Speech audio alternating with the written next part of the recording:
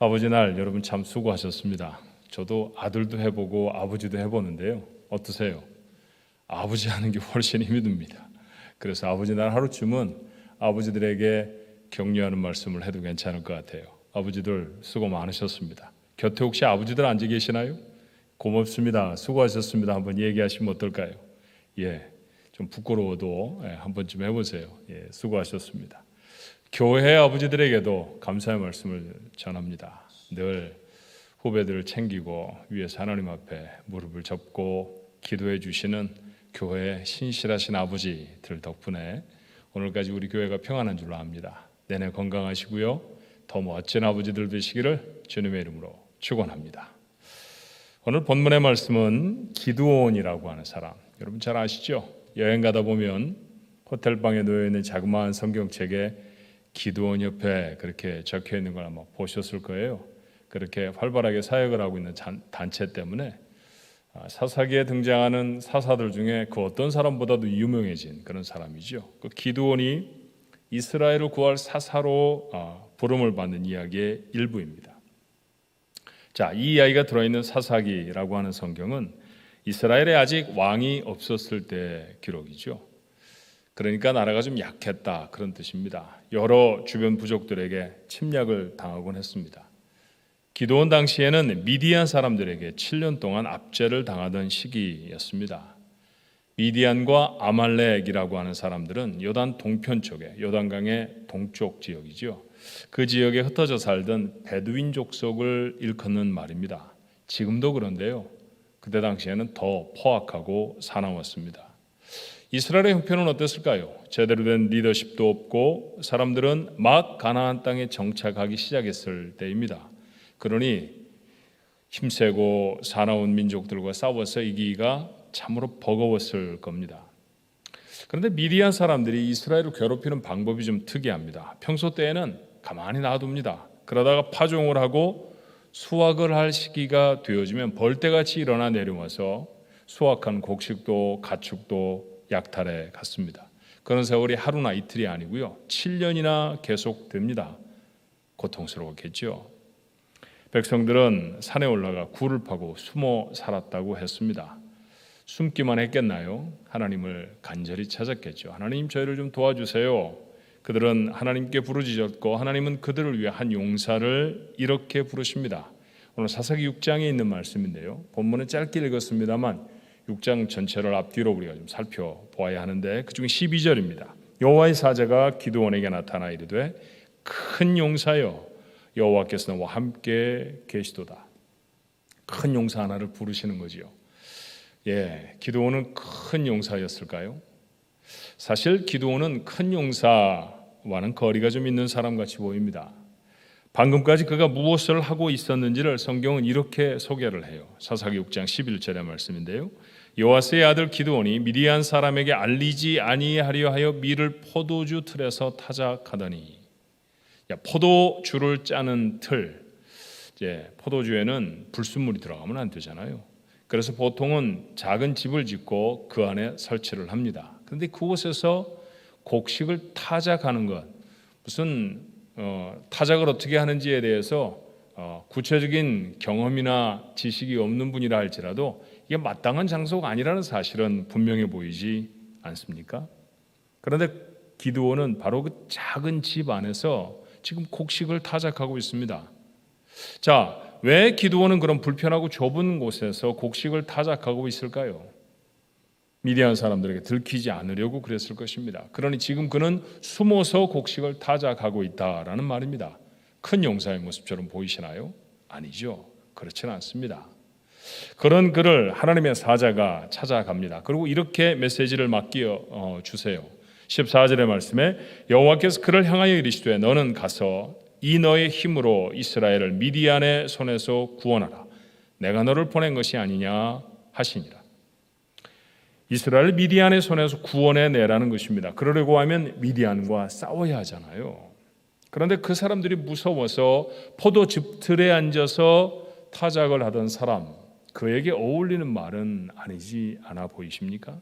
그래서 당연한 반응이겠지만 기드온은 이렇게 대답을 했습니다. 15절이에요.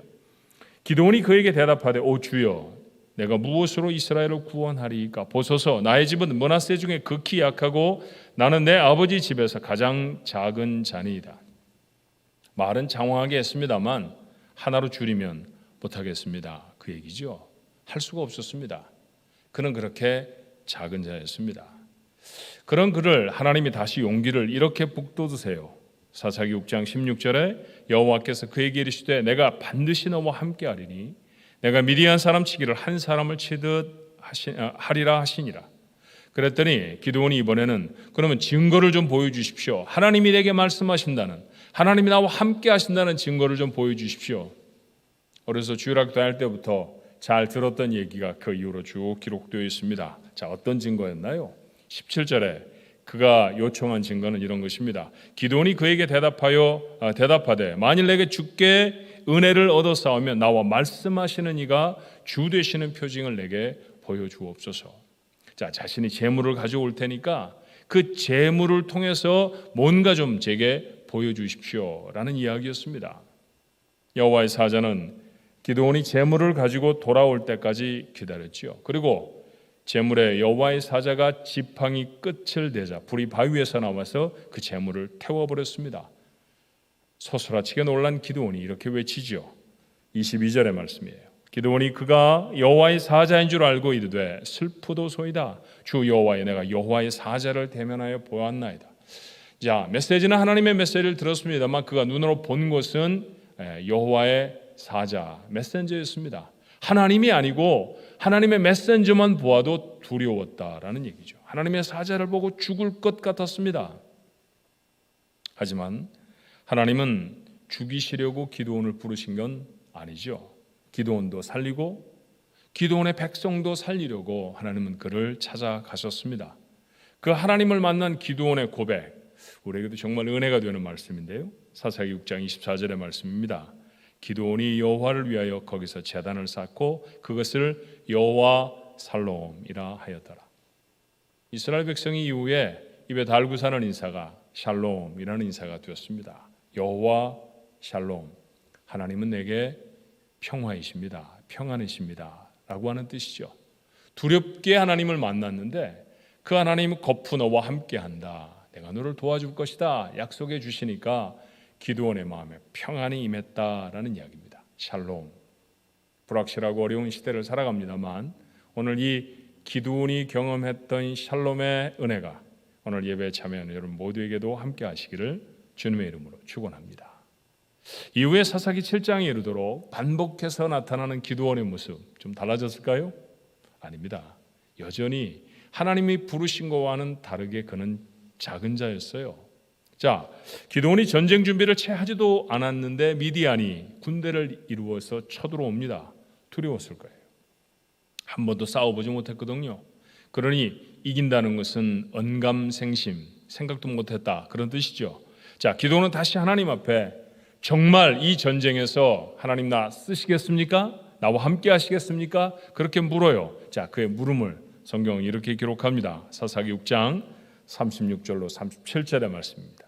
기드온이 하나님께 여쭈되 주께서 이미 말씀하신 같이 내 손으로 이스라엘을 구원하시려거든 보소서, 내가 양털 한 뭉치를 타작마당에 두리니 만일 이슬이 양털에만 있고 주변 땅은 마르면 주께서 이미 말씀하신 같이 내 손으로 이스라엘을 구원하실 줄을 내가 알겠나이다 하였더니.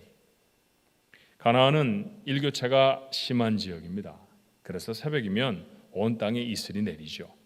양털 뭉치를 마당에 두면 땅도 양털 뭉치도 푹 젖을 것입니다. 그런데 기드온이 하나님 앞에 요청하는 거예요. 양털 뭉치 하나 마당에 내놓을 테니까 밤이 지나고 난 다음에 양털 뭉치만 젖게 하시고 다른 땅은 다 마르게 하옵소서. 이슬이 양털 뭉치고 조그만한 데만 집중해서 내릴 리는 없지 않습니까? 그러니 자연 환경을 거스르는 특별한 기적을 제게 한번 보여주십시오. 그러면 믿을 수 있겠습니다. 그런 얘기죠. 이전에 여호와를 만난 것으로는 부족하다는 것입니다. 믿음도 배짱도 작은 사람입니다. 제단에 제물을 드리면서 바위에서 불이 나와 그 제물을 사르는 모습을 한 번이라도 경험했다고 하면, 그의 귀에 낭낭한 하나님의 음성이 들려져서 하나님의 메시지가 그의 가슴에 파고들었다고 하면 우리 식구들 정도는 이런 또 다른 기적을 요청하지 않았을 것 같은데 기도는 아마도 오늘날 살아가는 우리보다도 믿음이 훨씬 작았던 모양입니다. 그런데 하나님은 한마디 책망도 없이 기드온이 원하는 대로 그대로 다 해주셨습니다. 하지만 그 푹 젖은 양털 뭉치를 보면서 기드온은 아직도 믿지를 못했어요. 진짜 하나님이 하셨을까? 우연은 아니었을까? 혹시 누군가가 땅에다가 다 짚을 덮어 누웠던 건 아닐까? 그래서 양털 뭉치에만 이렇게 이슬이 내린 거 그것은 혹시 아니었을까? 두려움은 의심을 구름같이 부풀어냅니다. 이건 우리도 많이 경험하는 일이잖아요. 무엇인가가 두려워지면요 마음속에 자꾸 의심이 솟아납니다. 하나님이 정말 나를 도우실까? 하나님이 옛날에 도와주셨는데 옛날 하나님하고 지금 하나님하고 똑같을까? 이런 기가 막힌 얘기를 내 속에서 수없이 해가면서 그렇게 의심하게 됩니다. 기드온이 그랬어요. 그런 기드온이 다시 하나님 앞에 구합니다. 39절이에요. 기드온이 또 하나님께 여쭙니다. 주여 내게 노하지 마옵소서. 하나님에게 혼날 만한 일을 하고 있다는 것은 알았던 모양이죠. 내가 이번만 말하리이다. 구하옵나니 내가 이번만 양털로 시험하게 하소서. 원하건대 이번에는 거꾸로입니다. 양털만 마르고요. 주변 땅에는 다 이슬이 있게 하옵소서. 어제는 혹시 이상한 현상이 생겨서 양털 뭉치만 젖었는지 모르는데 하루 만에 이게 전혀 반대의 일이 되어지기는 어려우니까 하나님이 하시지 않으면 누구도 할 수 없는 일이니까 하나님 이번에 한 번만 더 해주세요. 이번에는 양털만 마르고요. 땅은 다 젖게 해 주옵소서. 기가 막히셨을 거예요. 그런데 이번에도 하나님은 노하지 않으십니다. 여러분이 아시는 스토리대로 하나님은 기드온이 원하는 대로 기적을 보여주셨죠. 그 다음날 아침에 일어나 그는 땅이 젖어 있는 곳에서 마른 양털 뭉치를 발견하게 됐습니다. 자, 이제 겨우 힘을 내지요. 그래서 군대를 모읍니다. 아, 하나님 나와 함께 하시는구나. 하나님 이렇게 놀라운 기적을 나에게 보여주셨으니 이 전쟁에서 이기겠구나. 그리고 군사를 모았더니 기다렸다는 듯이 32,000명이라는 이스라엘 백성들이 자원해 주었어요. 그런데 이 적지 않은 군대를 이끌고도 두려울 수밖에 없었던 까닭은 이스라엘을 압제하려고 미디안이 모아낸 군대의 숫자는 자그마치 13만 5천 명이었기 때문입니다. 어림잡아 계산을 해보아도요 4대 1입니다.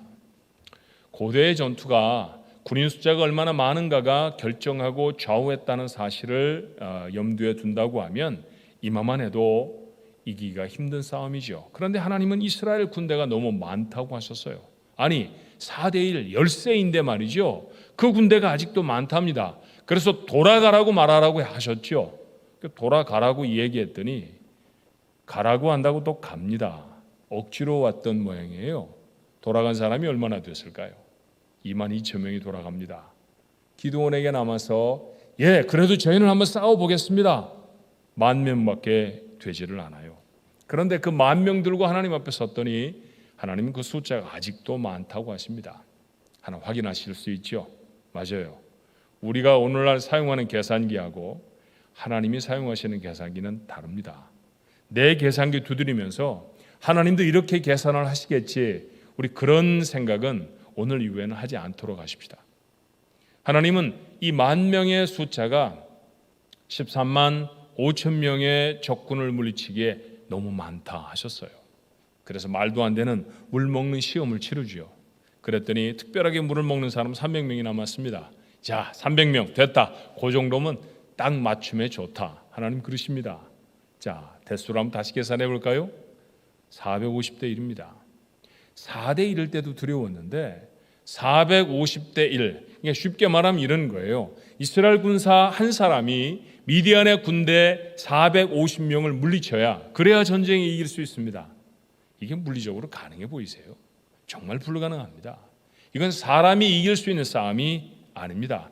아무리 잘 훈련된 사람이라도 이런 비율로는 이길 수가 없습니다. 그런데 여러분, 이 사건의 결말을 아시죠? 어떻게 됐을까요?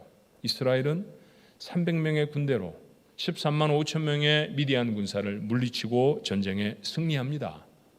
어떻게 이겼을까요? 우리가 관심을 갖고 우리가 들여다보고 우리의 마음의 교훈으로 삼아야 할 것은 바로 이것입니다. 이 짧지 않은 이야기에서 우리가 반드시 발견해야 될 중요한 사실을 하나가 있지 않습니까? 여러분에게 말씀드렸던 것처럼 기도는 정말 작은 사람이었어요. 아무리 하나님이 말씀하셔도 거푸 증거를 요청하던 그런 사람이었습니다. 그런데 그는 큰 사람으로 세워지지요. 이유가 뭘까요? 자, 그가 큰 사람이 되어지고 이 전쟁에 승리할 수 있었던 키워드를 보여주는 오늘 성경 말씀이 있죠. 자, 사사기 6장 12절의 말씀을 다시 읽으면 이렇습니다. 여호와의 사자가 기드온에게 나타나 이르되 큰 용사여, 여호와께서 너와 함께 계시도다. 다시 16절에 말합니다. 여호와께서 그에게 이르시되 내가 반드시 너와 함께 하리니 내가 미디안 사람 치기를 한 사람을 치듯 하리라 하시니라. 하나님이 함께 하신다는 거죠. 작은 사람, 정말 보잘것없는 사람이 크고 놀라운 용사가 되어지는 되는 하나님이 함께 하셨기 때문입니다. 아무것도 아닌 300명의 이스라엘 백성들이 상대도 되지 않을 13만 5천 명의 군대를 물리칠 수 있었던 무적의 군대가 되어줄 수 있었던 까닭은 그들이 특별한 무기를 손에 들었거나 아니면 특별한 기술이 있었던 사람들이 아니라 하나님이 그들과 함께 하셨기 때문입니다. 기도는 약합니다. 하지만 함께 하신 분이 하나님이셨습니다. 기도는 싸워도 이길 수 없었지만 하나님이 싸우시면 이깁니다. 그럼 그렇게 이겼죠. 그렇다면 이 싸움은 기드온의 싸움이 아니라 하나님의 싸움이었다는 이야기 아닙니까? 하나님이 어떻게 싸우시는지를 목격하고 그것을 증거할 사람으로 기드온을 세운 것이지 그가 싸워야 할 싸움은 아니라는 것입니다. 이 이야기를 우리의 삶으로 다시 쓰면 어떻게 될까요? 2019년 겨울 중국 우한이라는 곳에서 심각한 폐렴 환자가 나타났습니다. 잘 고쳐지지 않고 그리고 이 바이러스에 감염이 되면 급하게 생명을 잃는다라는 것이 보고되어진 것이에요. 그때만 해도 우리는 중국이라고 하는 먼 나라의 한 지역, 한 번도 들어보지 못한 우한이라고 하는 곳에 그냥 나타난 환자, 우리 그렇게 알았습니다. 그런데 삽시간에 이 병은 세계로 퍼져나갔죠. 치료제도 없었고 딱히 이 바이러스가 퍼져나가는 것을 막을 방법도 없었습니다. 서둘러서 그저 미봉책으로 해야 할 수 있었던 일들이 나라들은 국경을 봉쇄했고요. 그리고 자국의 국민들에게는 통행 금지를 명령했습니다. 무슨 영어로 표현하니까 뭐 거창한 얘기 같아요. shelter in place. 우리도 받았던 명령 중에 하나 있잖아요. 그게 무슨 뜻입니까? 집에서 나오지 말라는 뜻 아니에요. 그렇죠? 우리 그렇게 꽁꽁 갇혀버렸습니다. 그렇게 가두어두고 그렇게 나라를 봉쇄했더니 병이 사라졌나요? 아니죠. 발병한 지 1년 반이 조금 넘는 어제 제가 자료를 찾아보니까 어제 저녁에 전 세계에서 1억 7,800만 명이 병에 감염되었습니다. 숫자가 감이 잘 안 잡히시죠? 1억 7,800만 명입니다. 거의 미국 인구의 절반쯤에 해당하는 인구죠. 그중에 385만 명이 사망했습니다. 웬만한 작은 나라는 한 나라가 통째로 사라질 만한 얘기고요. 어떤 전쟁에서도 이렇게 많은 사람이 죽었던 전쟁은 없습니다. 우리는 이 상황을 팬데믹, 감염병의 전 세계적인 유행, 사전에 보니까 그렇게 정의를 하더라고요. 그런 쉽지 않은 단어를 우리의 마음에 붙들고 사는 쉽지 않은 시간을 지금도 보내고 있습니다. 무엇이 어려웠나요? 할 수 있는 일이 없다는 것이 어렵지 않았습니까? 눈에 보이지도 않는 바이러스가 창궐을 해서 전 세계로 확산이 되어지는데 세계 최고의 기술을 가지고 있다는 미국이 막아내지를 못했습니다. 한때 미국은 가장 많은 환자가 있는 나라였고요. 가장 많은 사망자가 나타나는 나라였습니다. 아프리카 어느 나라에서 봤다고 하면 이상하지 않을 수도 있는 장면이었습니다만 사람들이 너무 삽시간에 많이 죽어나가서 그 시신을 다 해결할 수가 없어서 뉴욕 메디슨 스퀘어에 냉동 창고를 놓고 그곳에 관들을 올려놓는 참담한 모습을 여러분 다른 나라가 아니라 미국, 그것도 뉴욕 도심에서 발견할 수 있었습니다. 그런데도 할 수 있는 일들이 아무것도 없었어요. 자, 마스크를 쓰자고 했죠. 사회적으로 거리를 두었습니다. 사람끼리 좀 떨어져 지내고요. 그리고 답답하지만 마스크를 좀 쓰십시다. 그렇게 했습니다. 학교에도 직장에도 심지어 예배드리러 교회에도 가지 않았습니다. 그러다 보니 감염자의 숫자는 좀 적어졌어요. 많이 줄어들었습니다. 그러나 병균이 사라진 것은 아니었잖아요. 이 병이 아예 그렇게 했더니 세상에서 사라져 버렸습니다. 우리는 이 전쟁에서 승리했습니다. 지금도 그렇게 말할 수 있는 나라, 사람 아무도 없습니다. 교회는 백신을 달라고 하나님 앞에 간절히 기도했죠. 우리만 기도했을까요? 아니었을 것입니다. 전 세계 하나님을 믿는다고 하는 사람들이 모두가 다 백신을 주십시오. 이 질병을 치료할 수 있는 치료제를 주님 저희들에게 허락해 주십시오. 기도했습니다. 다행히도 1년 만에 백신이 만들어져서 이제 미국은, 우리가 살고 있는 캘리포니아 지역은 이 어려움의 시기를 벗어날 희망을 갖게 되었습니다.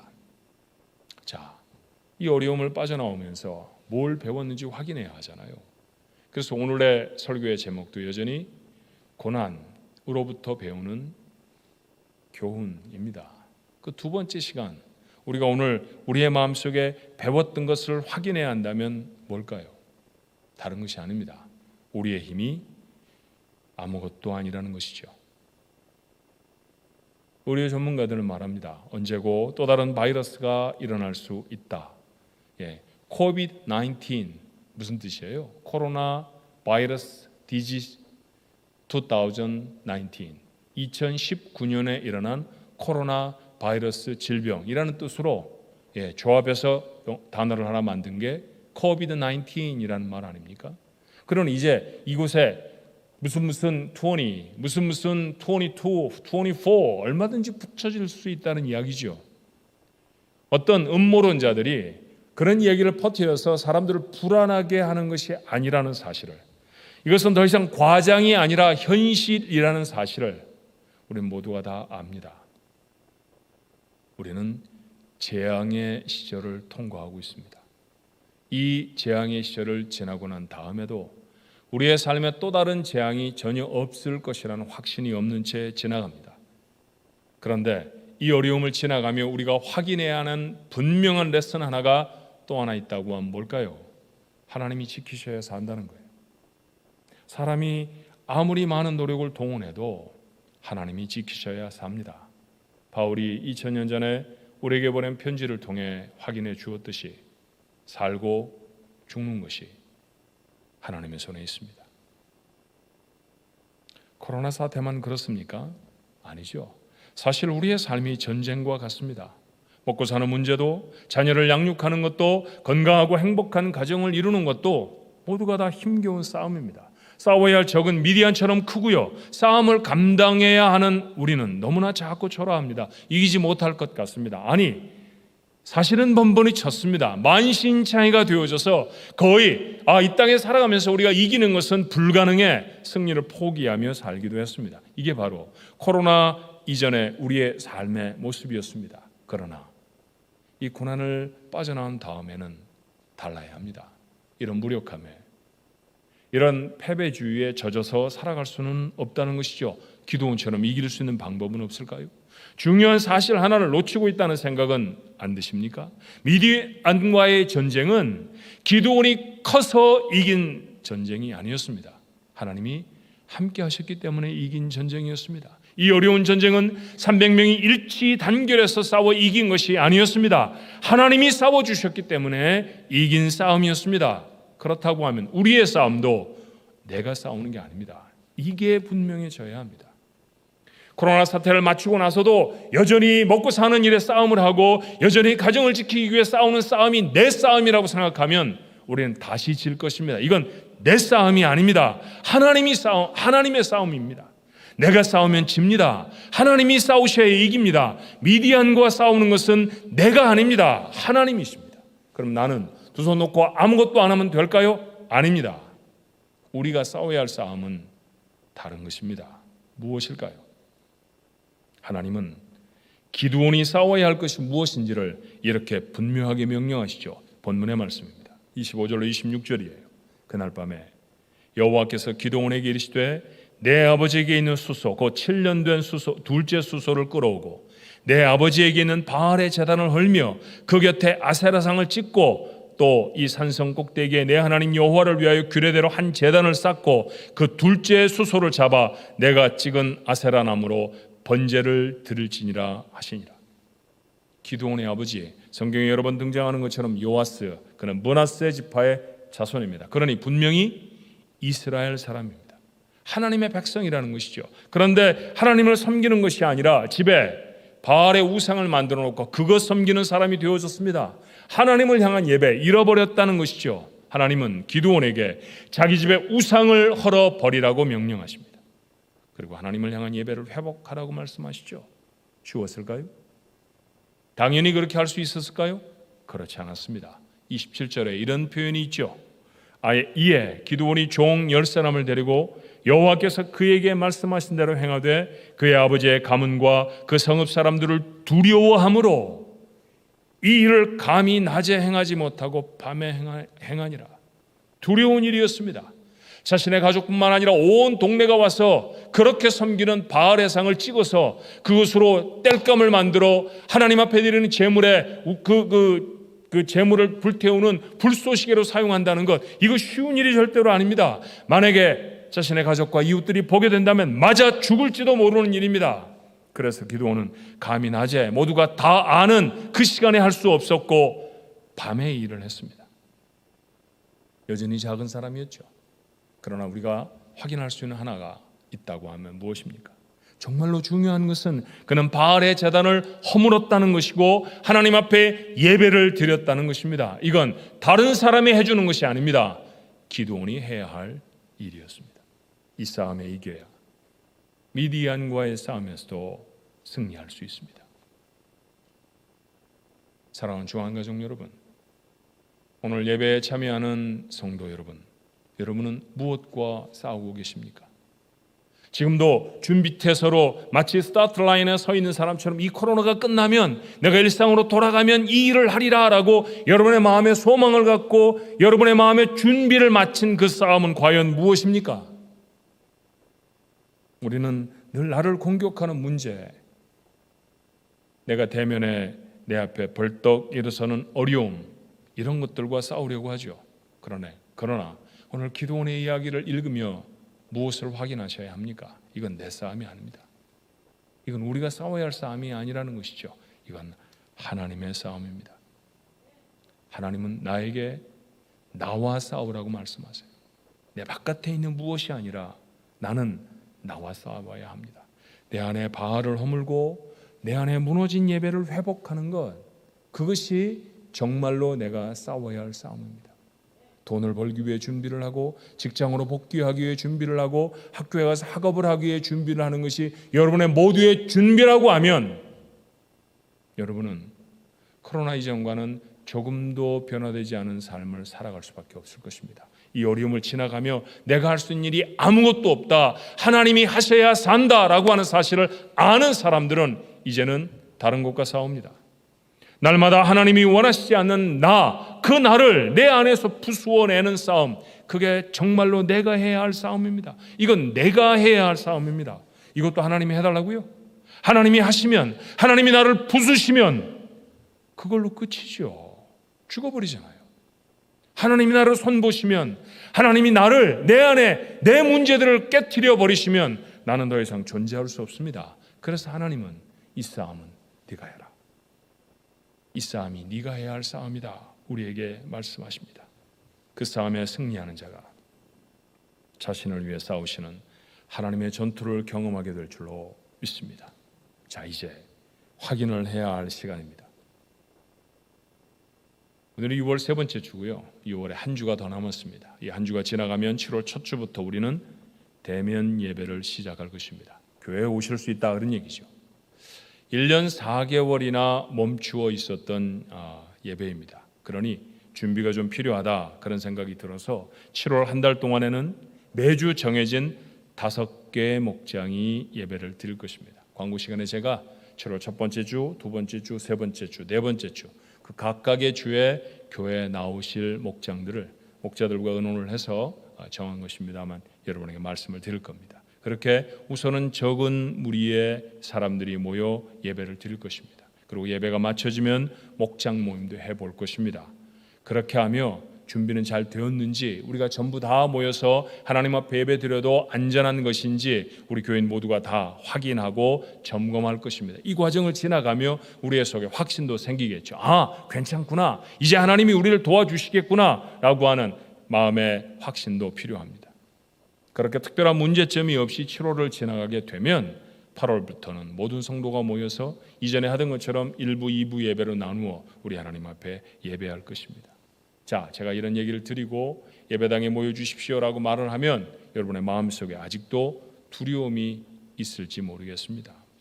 그리고 솔직히 말하면 집에서 TV로, 컴퓨터로 예배하는 것 편하기도 합니다.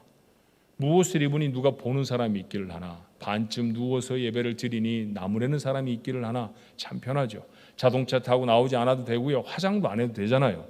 참 편합니다. 무엇보다도 교회 가서 뭐 청소하고 밥하고 이런 거 안 해도 되니까 너무 편했습니다. 이게 좋사오니 초막셋을 아예 집에다 지으려고 하는 분도 계실 겁니다. 그러나 사랑하는 중앙가족 여러분, 이제는 일어설 때입니다.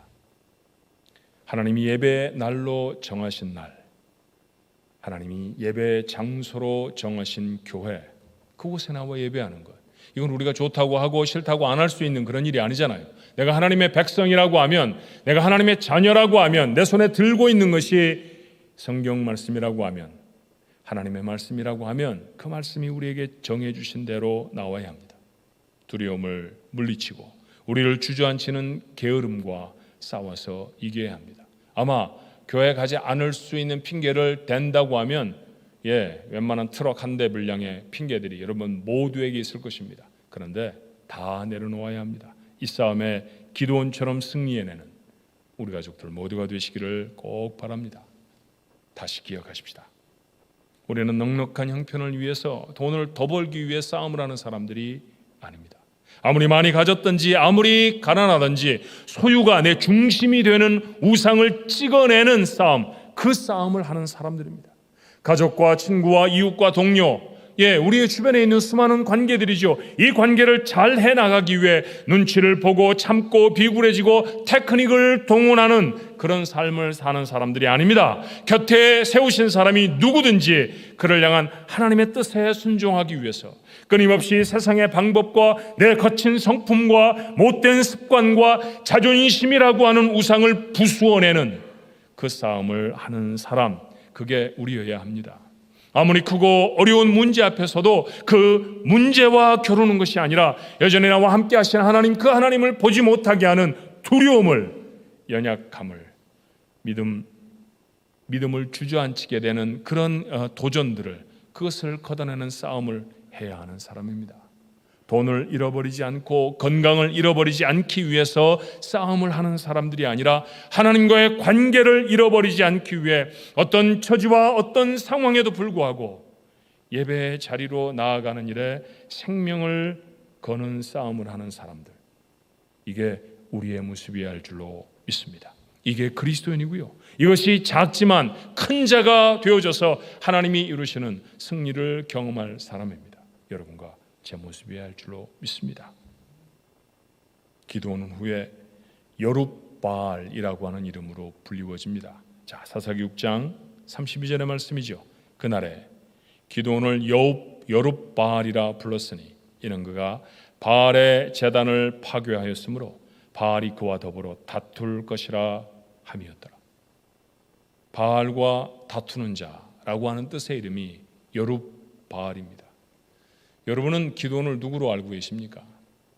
상대도 되지 않은 큰 미디안의 적을 물리친 사람, 그렇게 알고 있지 않습니까? 성경은 그렇게 말하고 있지 않습니다.